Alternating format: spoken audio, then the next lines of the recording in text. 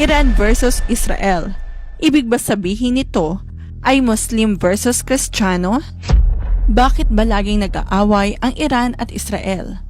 Dahil ba ito sa relihiyon? Muslim laban sa Kristiyano? Maraming Pilipino ang may ganitong katanungan. Pero ang totoo, mas komplikado pa dyan. May halong kasaysayan, politika at relihiyon. Pero hindi lang basta Muslim versus Kristiyano. Paano ba nagsimula ang galit ng Iran sa Israel? Noong bago pa ang 1979, ang Iran ay isang maunlad at medyo modern na bansa sa ilalim ng hari na si Shah Muhammad Reza Pahlavi.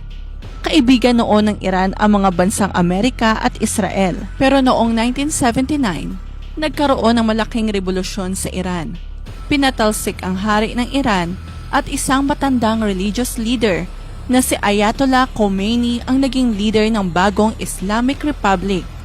Si Khomeini ay isang Shia Muslim cleric na galit sa Western culture, gaya ng Amerika, at lalo na sa Israel.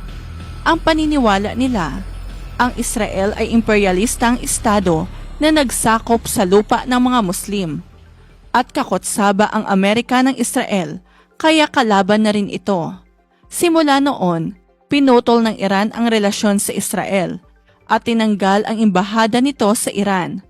Tinuro rin sa mga bata sa paaralan na ang Israel ay kaaway ng Islam. So ibig ba sabihin, Muslim versus Kristiyano ito? Una sa lahat, ang Israel ay hindi Kristiyanong bansa. Ito ay isang Jewish state o Hudyo. At ang Iran ay hindi lang basta Muslim. Ito ay Shia Muslim na isang sekto ng Islam na kakaunti lamang sila. Ganito kasi yan. Sa Islam, may dalawang major groups.